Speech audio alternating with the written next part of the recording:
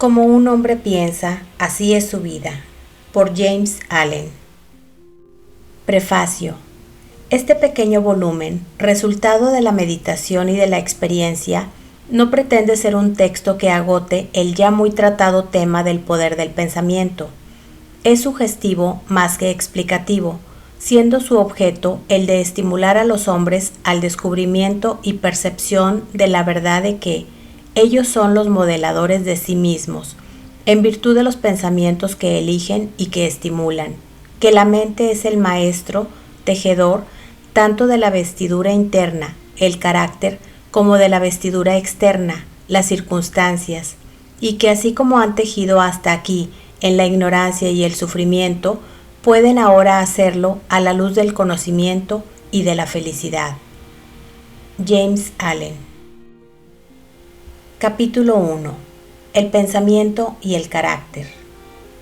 El aforismo que dice, como el hombre piensa en su corazón, así es él, no solo abarca todo lo referente al ser humano, sino que es tan comprensivo y amplio que se extiende a todas las condiciones y circunstancias de su vida.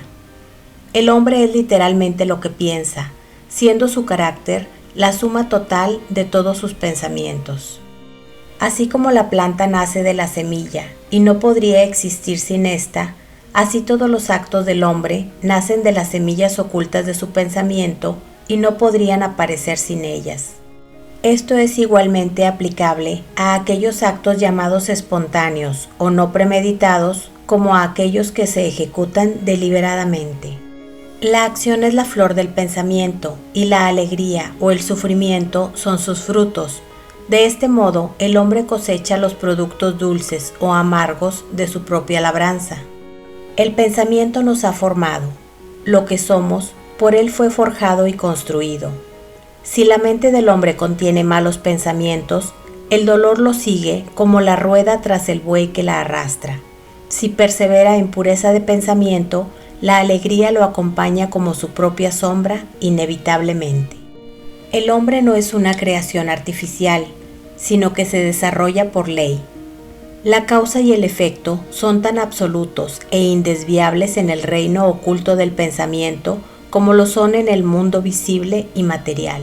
Un carácter noble y perfecto no es obra del favor o de la casualidad, es el resultado natural del continuo esfuerzo en el buen pensar, el efecto de una asociación largamente cultivada con el pensamiento de la perfección. Mediante el mismo proceso, un carácter vil y bestial es el resultado del continuo hospedaje de pensamientos bajos. El hombre se forma o deforma a sí mismo. En la fragua del pensamiento forja las armas para su propia destrucción, como ahí también elabora las herramientas con que construye para sí mansiones celestiales de felicidad, fortaleza y paz. Mediante la buena elección y verdadera aplicación del pensamiento, el hombre asciende a la perfección divina. Mediante el abuso y mala aplicación de él, desciende a un nivel más bajo que el de la bestia. Entre estos dos extremos están todas las graduaciones del carácter y el hombre es el artífice y señor de ellas. De todas las hermosas verdades restituidas y traídas nuevamente a luz en esta era, ninguna más alentadora o más fecunda en esperanza y valor que esta, que el hombre es el amo de su pensamiento, el formador de su carácter, el hacedor y moldeador de sus condiciones, de su medio ambiente y de su destino.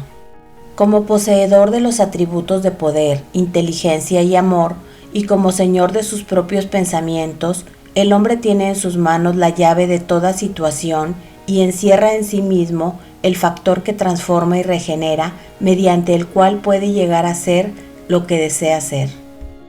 El hombre es siempre el amo, aun en su estado de mayor debilidad y abandono, pero en su flaqueza y degradación es amo culpable que gobierna mal en su casa. Cuando empieza a reflexionar sobre su condición y a buscar diligentemente la ley sobre la cual está establecido su ser, entonces se convierte en amo juicioso que dirige sus energías con inteligencia y que forma sus pensamientos teniendo en vista resultados fructíferos. Tal es el amo consciente. El hombre solo puede llegar a hacerlo descubriendo en sí mismo las leyes del pensamiento, cuyo descubrimiento depende totalmente de la aplicación, el análisis y la experiencia. Solo mediante largas exploraciones y excavaciones se obtiene el oro y los diamantes. Del mismo modo puede el hombre encontrar todas las verdades relacionadas con su ser, cavando profundamente la mina de su alma. Y si observa, controla y altera sus pensamientos, trazando sus efectos sobre sí mismo, sobre los demás y sobre su vida y circunstancias, enlazando causas y efectos con minucioso ejercicio y paciente investigación, utilizando cada experiencia, aun lo más trivial, como medio de obtener ese conocimiento de sí mismo que es comprensión, sabiduría y poder, llegará a probar infaliblemente que es el formador de su carácter, el moldeador de su vida, el constructor de su destino. En este sentido, más que en ningún otro, es absolutamente cierta la ley que dice: el que busque encontrará, y aquel que golpeare le será abierto, pues solo con la paciencia, el ejercicio y la asidua insistencia puede el hombre penetrar al templo del conocimiento. Capítulo 2. El efecto del pensamiento sobre las circunstancias. La mente humana es comparable a un jardín, el que puede cultivarse inteligentemente o bien dejarse abandonado, pero ya sea de una forma o en la otra, inevitablemente tiene que producir. Si no se le siembra con semillas escogidas, abundantes e inútiles malezas brotan en él y siguen reproduciendo su especie. Tal como un jardinero cultiva su terreno, manteniéndolo libre de malas hierbas, desarrollando en cambio los frutos y flores que necesita, así puede el hombre cuidar el jardín de su mente, desmalezándolo de todos los pensamientos errados, inútiles e impuros, llevando hacia la perfección el cultivo de las flores y frutos de los pensamientos rectos, útiles y elevados. Siguiendo este procedimiento, tarde o temprano, el hombre descubre que él es el maestro jardinero de su alma, el director de su vida. También descubre dentro de sí las leyes del pensamiento y comprende, con exactitud siempre creciente, cómo operan las fuerzas y los elementos mentales en la formación de su carácter, circunstancias y destino. El pensamiento y el carácter son uno, y como éste solo puede manifestarse y descubrirse gracias a las circunstancias y al medio ambiente, siempre se observará que las condiciones de vida de una persona están en relación armónica con su estado interno o mental. Esto no significa que las circunstancias en que se encuentre en un momento dado sean la indicación de todo su carácter, pero sí que estas circunstancias están tan íntimamente relacionadas con algún elemento vital de su propio pensamiento que por el momento dichas circunstancias son indispensables para su desarrollo. Toda persona se encuentra en la situación en que está, en virtud de la ley que gobierna su ser. Los pensamientos que ha amalgamado en su carácter le han conducido a esa situación. En la disposición de su vida no hay ningún elemento de casualidad, sino que todo es el resultado de una ley que jamás yerra. Esto es tan cierto en aquellos que se sienten fuera de armonía con lo que los rodea, como también en aquellos que se sienten satisfechos con las condiciones en las cuales se encuentran. El hombre, como ser sujeto al progreso y a la evolución, se encuentra en su situación actual, sea cual sea, para que aprenda que él es susceptible de crecimiento, es decir, de desarrollo, y a medida que aprenda la lección espiritual que cualquier circunstancia encierra para él, ésta desaparece y da lugar a otras. Las circunstancias maltratan al hombre mientras éste se cree víctima de condiciones externas, pero cuando llega a comprender que él es un poder creador y que puede gobernar el terreno y las semillas ocultas de su ser, de donde brotan las circunstancias, entonces llega a ser el verdadero dueño de sí mismo. Que las circunstancias brotan del pensamiento, lo sabe todo aquel que por cierto tiempo haya practicado el dominio de sí mismo y la purificación de su ser, pues habrá notado que la alteración de las circunstancias de su vida ha sido en proporción exacta con la alteración de su condición mental. Tan cierto es esto que cuando un hombre se dedica seriamente a remediar los defectos de su carácter y hace rápidos y marcados progresos en este sentido, pasa rápidamente a través de una serie de vicisitudes. El alma atrae aquello que secretamente alberga, aquello que ama como también aquello que teme, alcanza la cumbre de sus aspiraciones más anheladas o cae al nivel de sus deseos más impuros, siendo las circunstancias que se le presentan los medios por los cuales ella recibe lo que le pertenece, es decir, lo que corresponde a su íntimo sentir. Toda semilla de pensamiento sembrada voluntariamente o que hemos permitido caer y arraigar en la mente produce aquello que le es propio, floreciendo tarde o temprano en la acción, aportando sus propios frutos de oportunidades y circunstancias. Los buenos pensamientos aportan buenos frutos, los malos pensamientos, malos frutos. El mundo externo de las circunstancias toma forma de acuerdo con el mundo interno del pensamiento, y tanto las condiciones agradables como las desagradables son factores que concurren al bien absoluto del individuo. Como cosechador de sus propias siembras, el hombre aprende tanto con el sufrimiento como con la felicidad. Yendo tras la satisfacción de los más recónditos deseos, aspiraciones y ambiciones que lo dominen, persiguiendo los fuegos fatuos de concepciones impuras o siguiendo firmemente el camino real del esfuerzo vigoroso y elevado, el hombre llega al fin a la fruición y cumplimiento de ellos en las condiciones externas de su vida.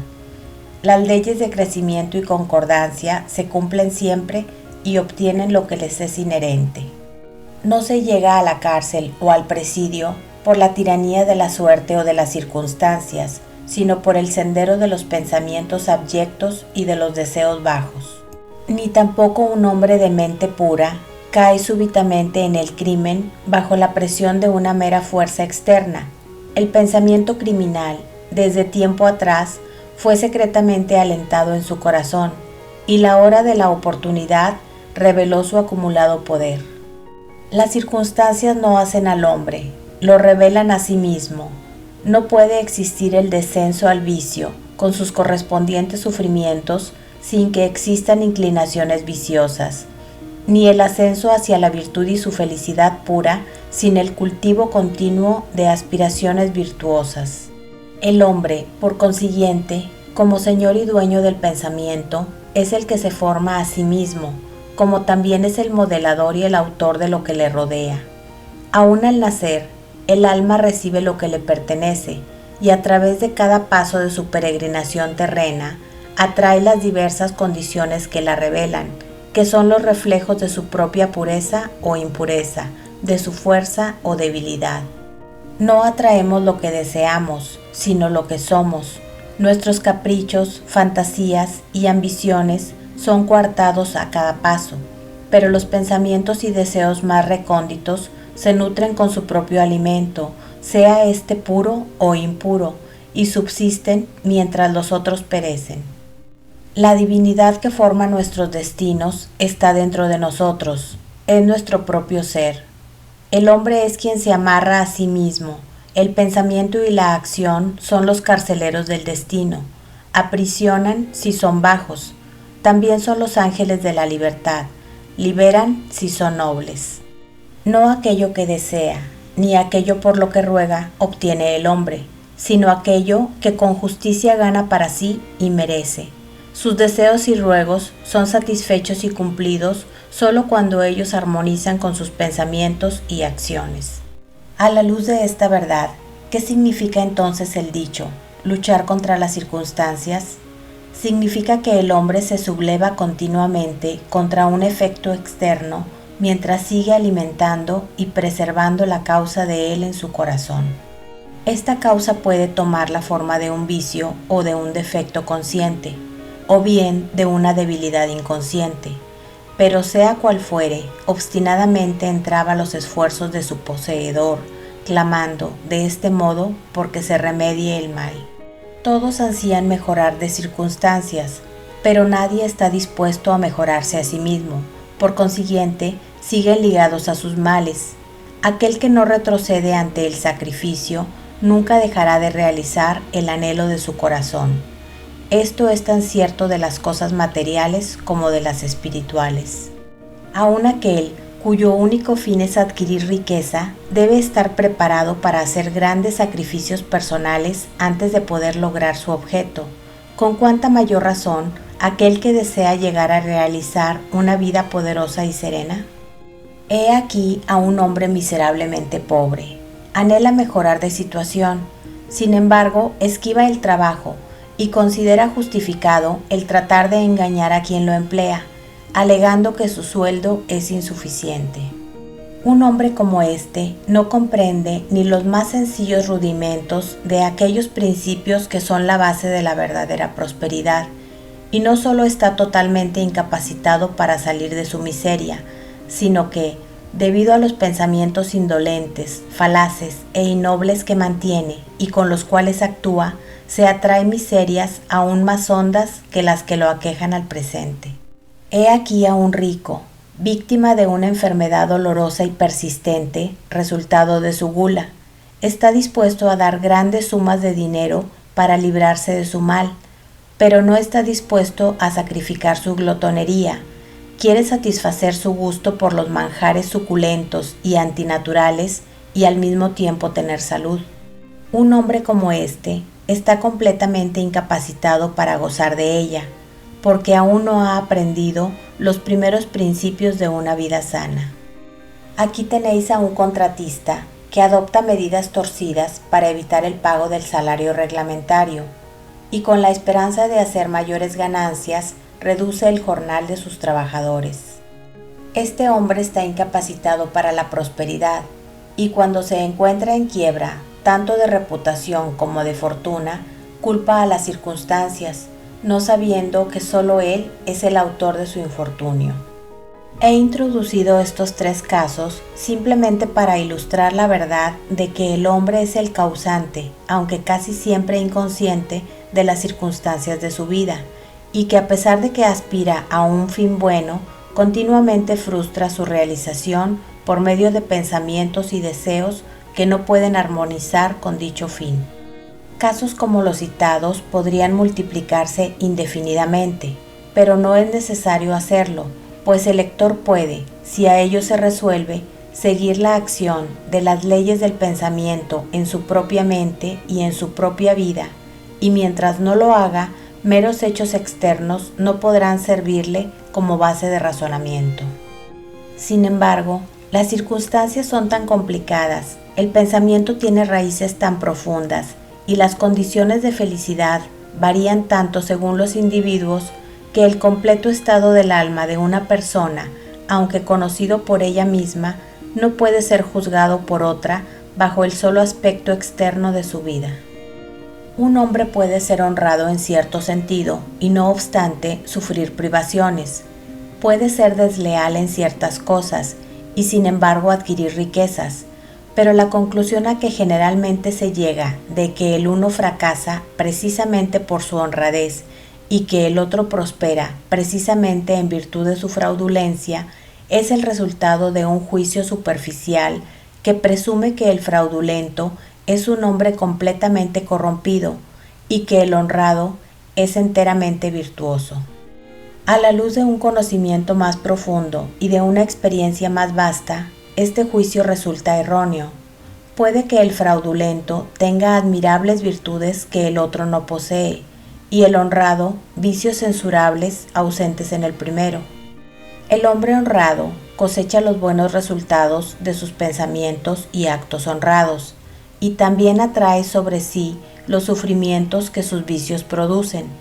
El hombre fraudulento cosecha igualmente su propio sufrimiento y felicidad de acuerdo con sus propios defectos y virtudes.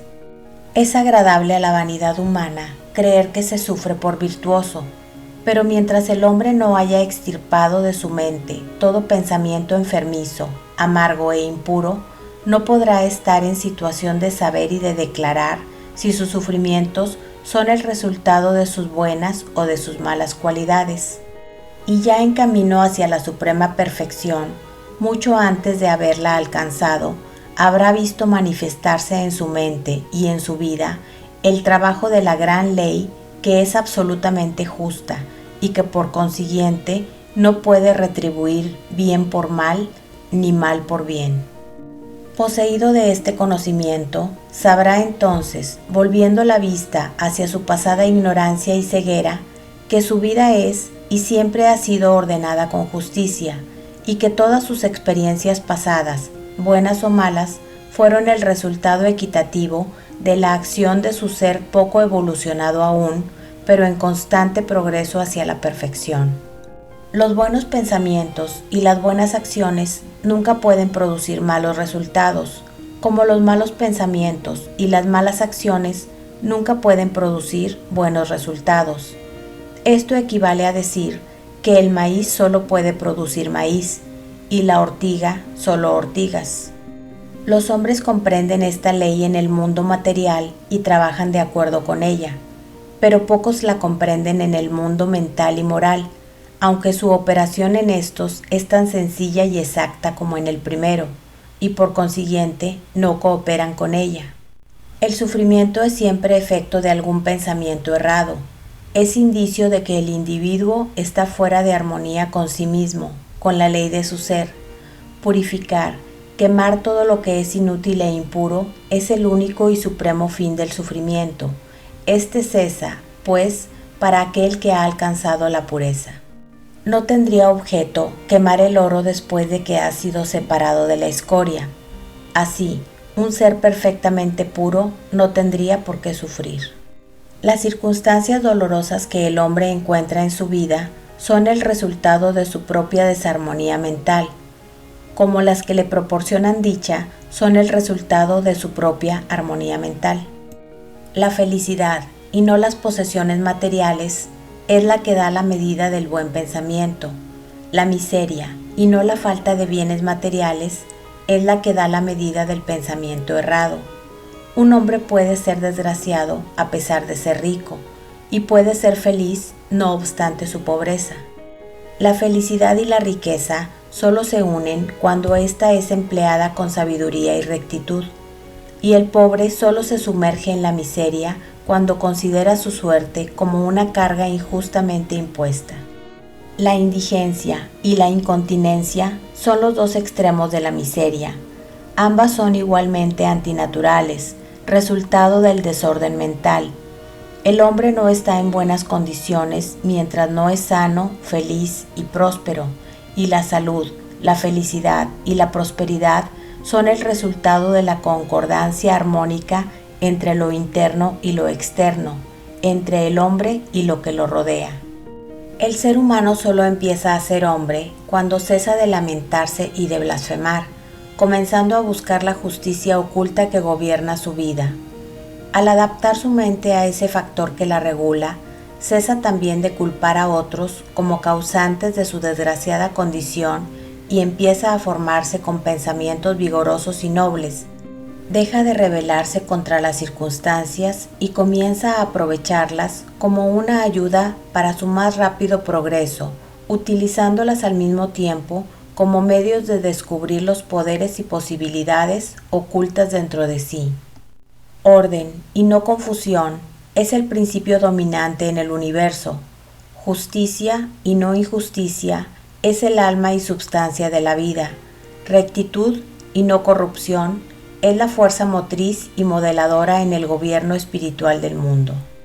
Siendo esto así, el hombre solo tiene que armonizar con estos principios para encontrar que el universo es bueno, y durante el proceso de esta armonización encontrará que a medida que altere su pensamiento respecto a los seres y a las cosas, éstas también se alterarán respecto a él.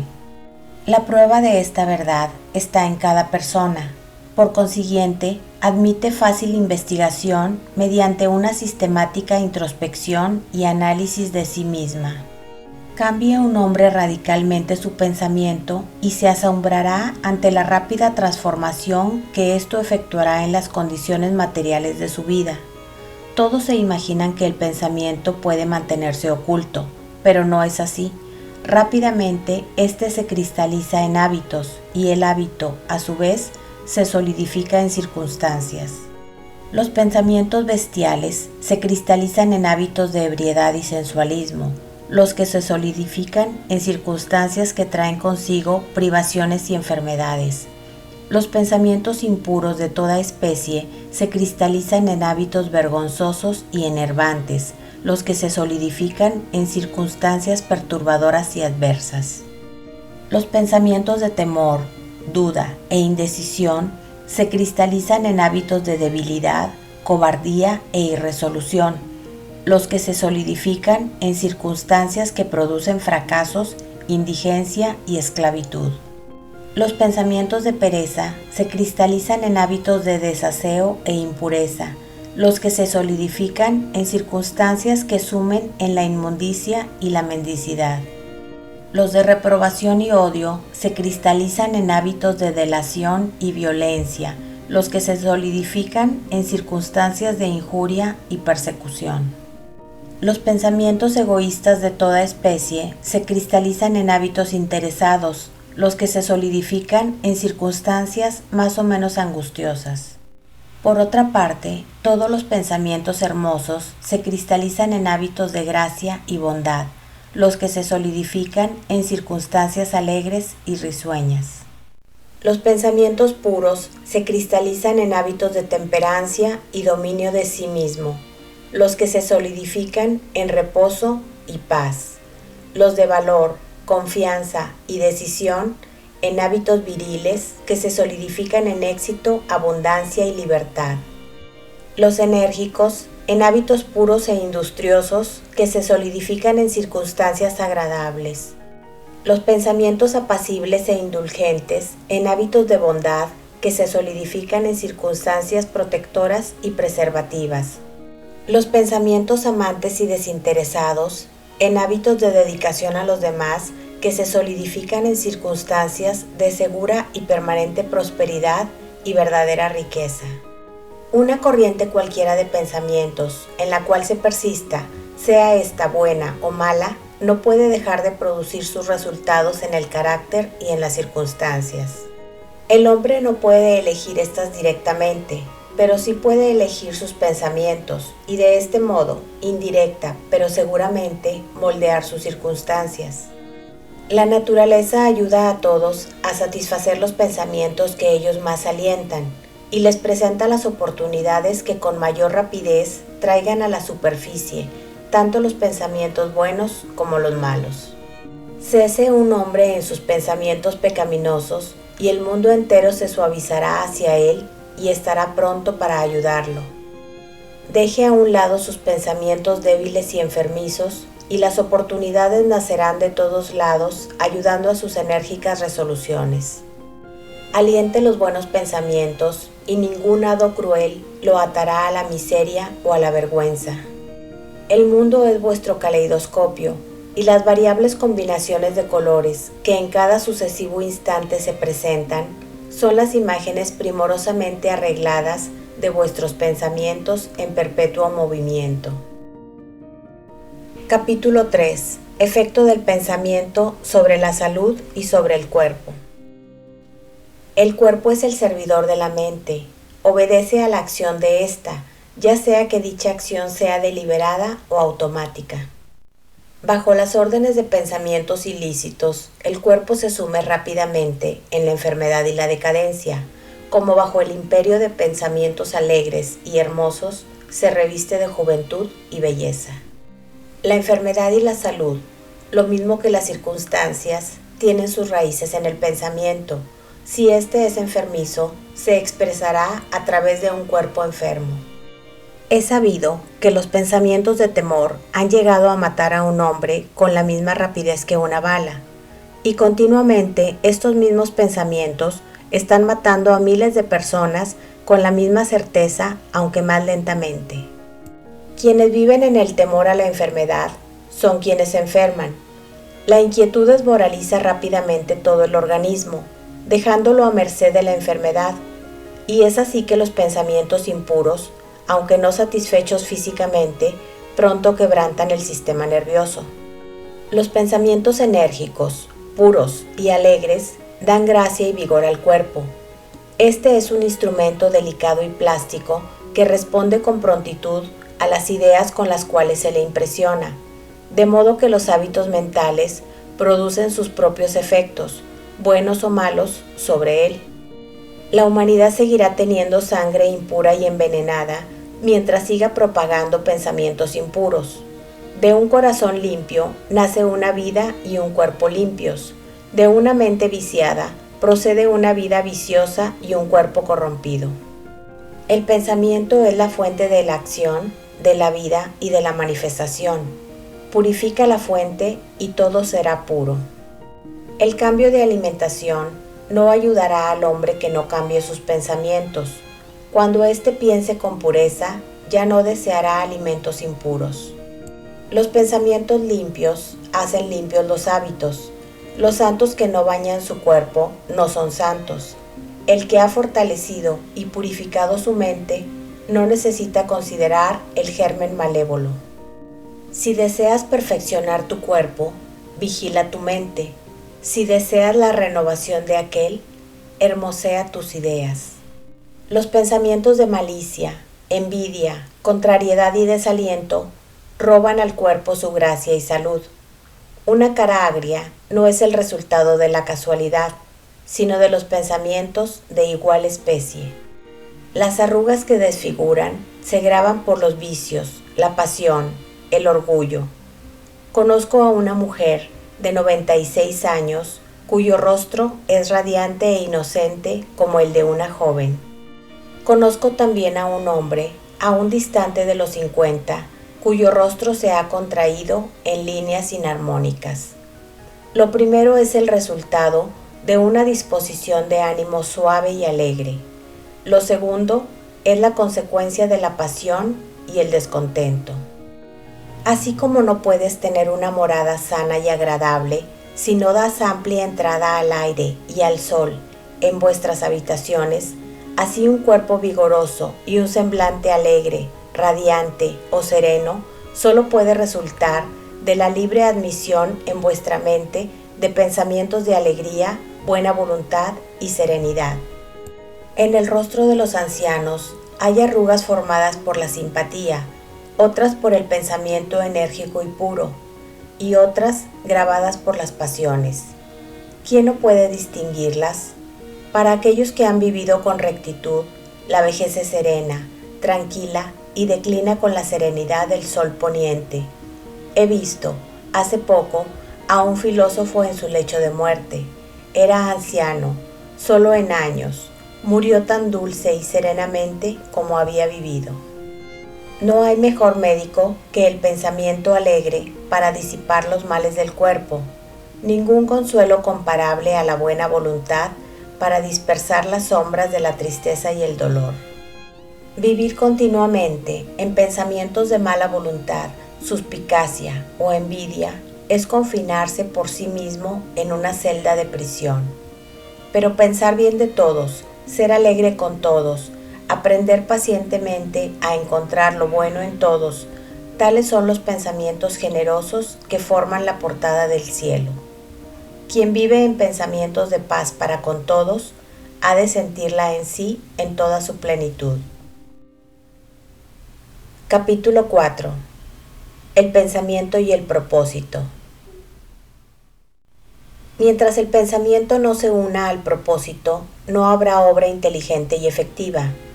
En la mayoría de las gentes, la barca del pensamiento va a la aventura sobre el océano de la vida. La falta de objetivo es un defecto, y tal desorientación no debe existir si se quiere evitar catástrofes y destrucciones.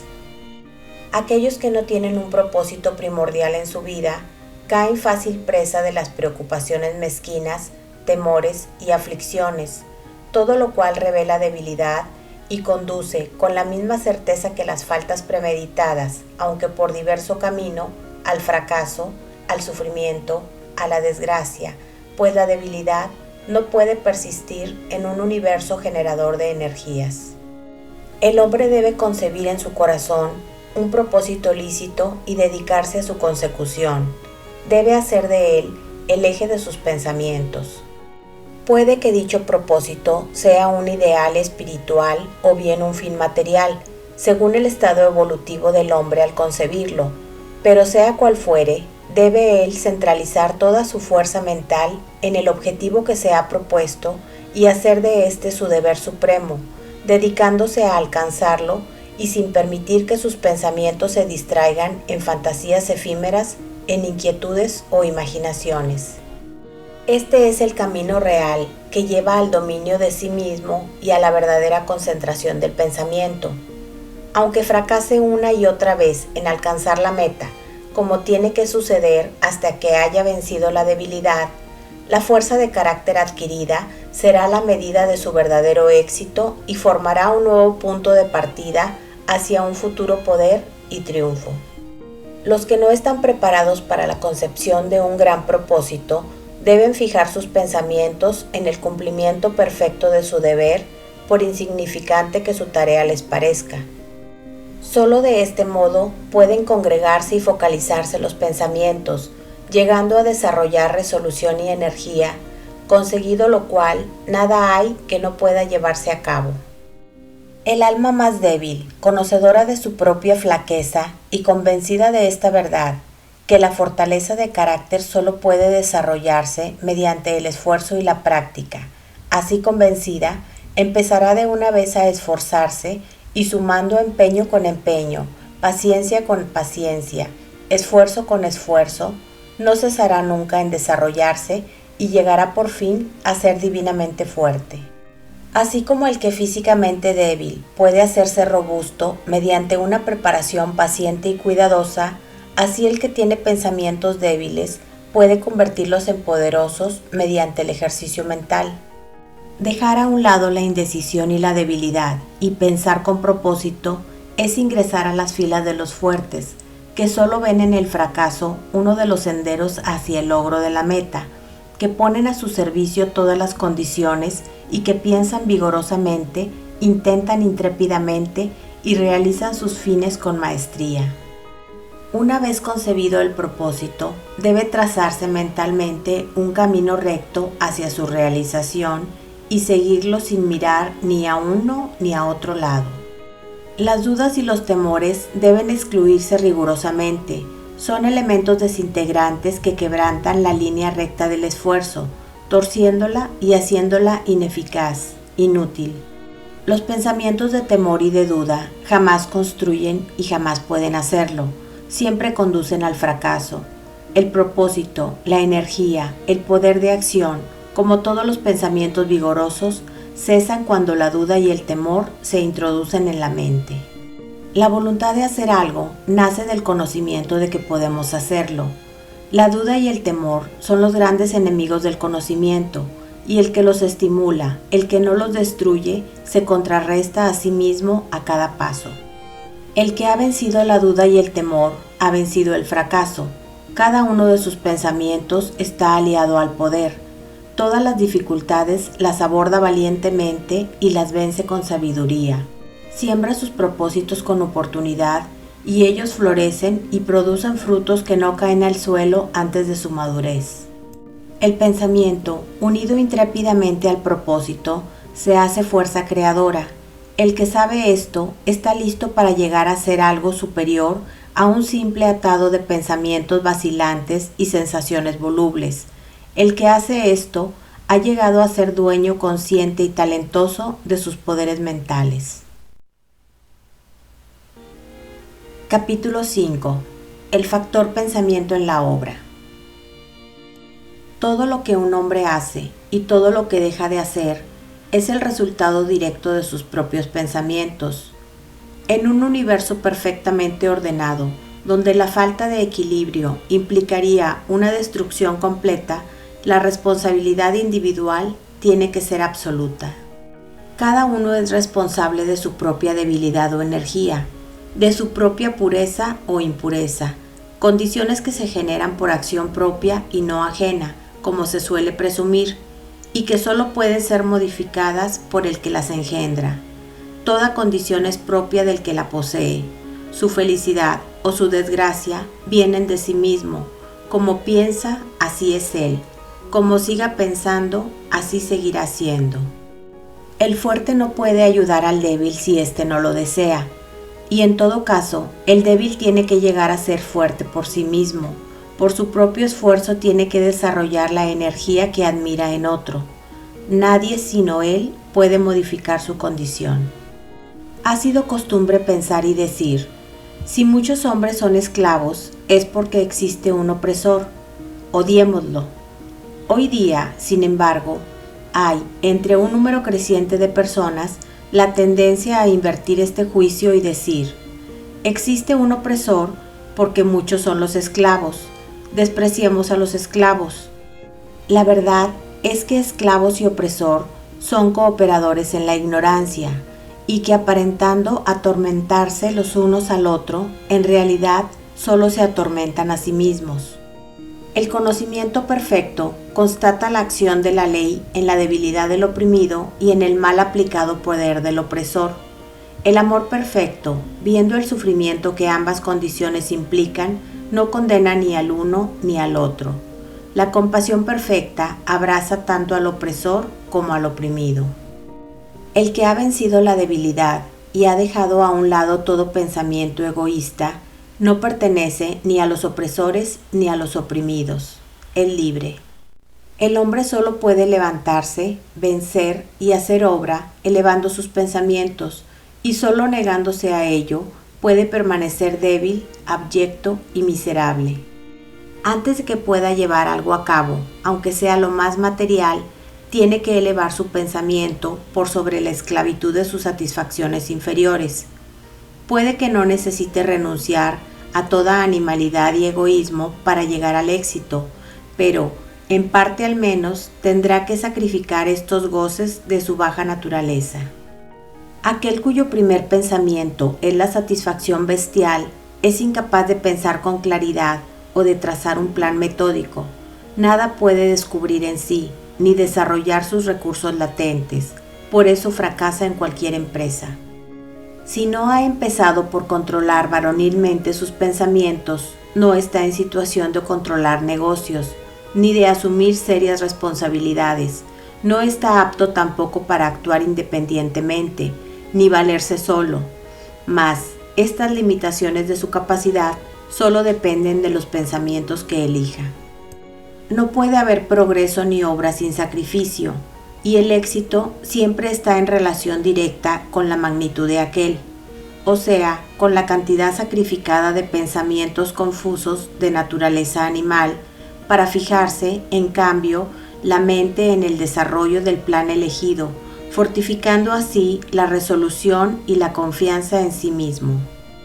Mientras más se eleve el pensamiento, mientras más varonil, recto y noble se haga el hombre, mayor será su éxito y más fructífera y duradera será su obra. El universo no favorece a los codiciosos, a los fraudulentos ni a los viciosos, aunque mirando solo la superficie de la vida, a veces parece ser así. Ayuda a los honrados, a los magnánimes, a los virtuosos. Los grandes maestros de todas las épocas así lo han declarado en distintas formas, y para probarlo y saberlo, solo hay que empeñarse en hacerse más y más virtuoso mediante la elevación del pensamiento.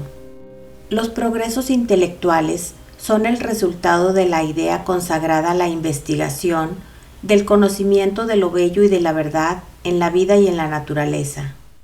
Pueden estos progresos estar unidos a veces a la vanidad y a la ambición, pero no son ellos el resultado de estas características, sino de largo y arduo esfuerzo y de pensamientos puros y generosos.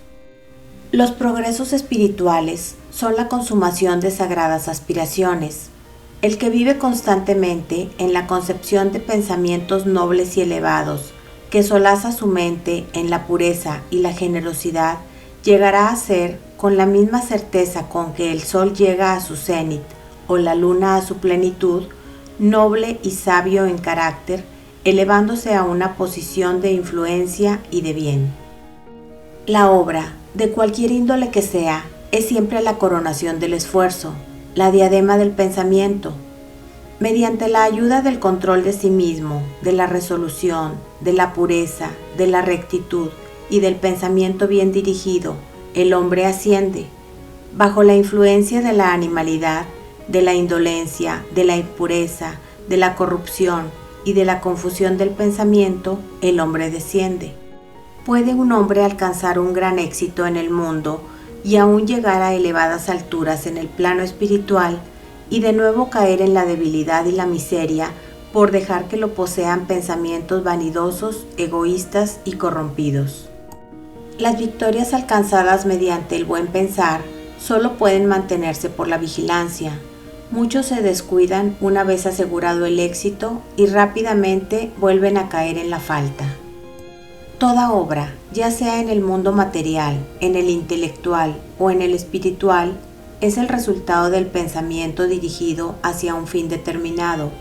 Está gobernada por una misma ley y sujeta a un mismo método. La única diferencia consiste solo en la índole del fin que se persigue. El que poco desea, poco tendrá que renunciar. El que a mucho aspira, mucho tendrá que sacrificar. A grandes alturas, grandes sacrificios. Capítulo 6. Visiones e ideales. Los idealistas son los salvadores del mundo.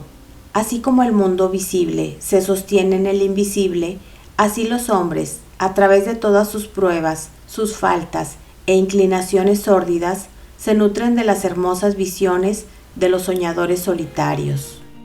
La humanidad no puede olvidar sus idealistas, no puede dejar que los sueños de estos palidezcan y mueran.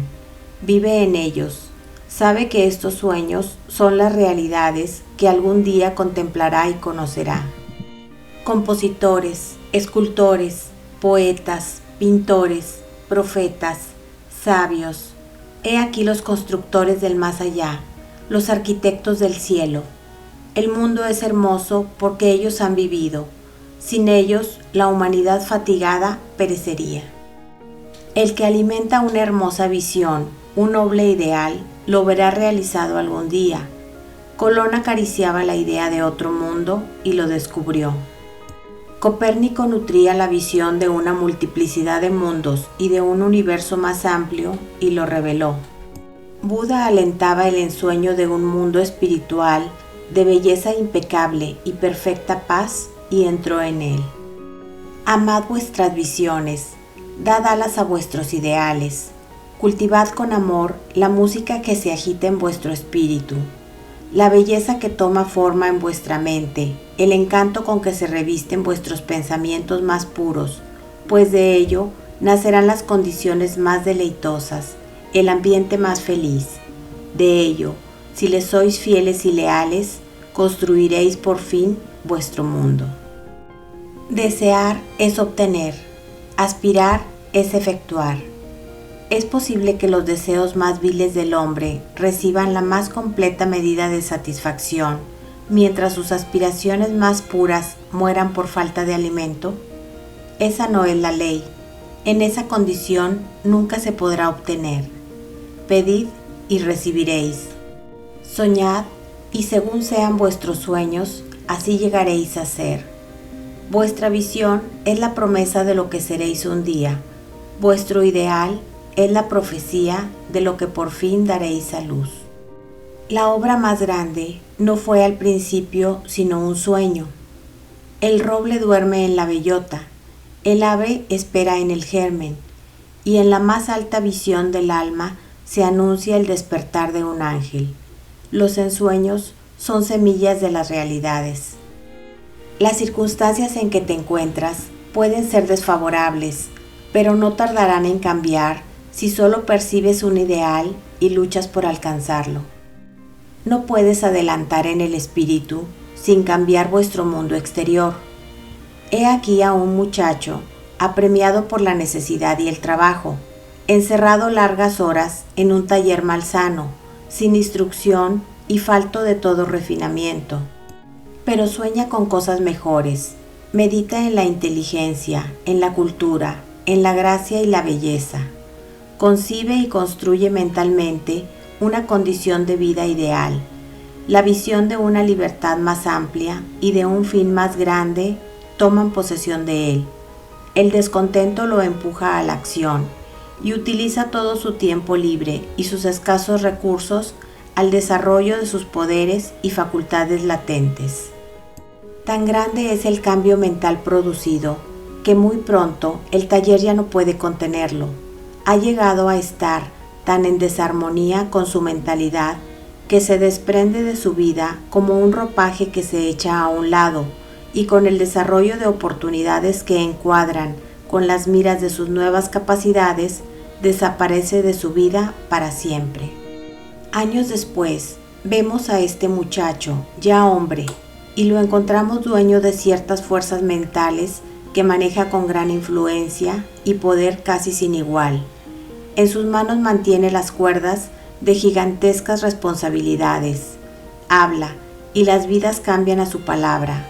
Hombres y mujeres penden de ella y templan sus caracteres a su influencia. Y como el sol, llega a ser un centro fijo y luminoso alrededor del cual giran innumerables destinos. Ha realizado la visión de su juventud. Ha llegado a unificarse con su ideal. Tú también, joven lector, realizarás la visión, buena o mala, de tu alma, no el vago deseo, pues siempre has de gravitar sobre aquello que secretamente más ames. En tus manos serán puestos los resultados exactos de tus propios pensamientos. Has de recibir lo que hayas merecido, ni más ni menos. Sea cual sea tu situación actual, o caes o permaneces, o te levantas con tus pensamientos, con tu visión, con tu ideal. Te harás tan pequeño como tu deseo dominante, o bien, como lo dice tan hermosamente Stanton Kirkan Davis, puede que seas tenedor de libros, y en un momento dado salgas por la puerta que tanto tiempo ha parecido una barrera a tus ideales y te encuentres ante el público, la pluma todavía tras de la oreja, las manchas de tinta aún en tus dedos, y ante él se desborde el torrente de tu inspiración. Puede que seas ovejero. Llegarás a la ciudad, palurdo y admirado. Vagarás bajo la intrépida dirección del espíritu y has de llegar al estudio del maestro, que después de un tiempo te dirá: nada más puedo enseñarte. Y entonces serás tú el maestro, tú que hace poco tiempo soñabas grandes sueños mientras conducías tus ovejas.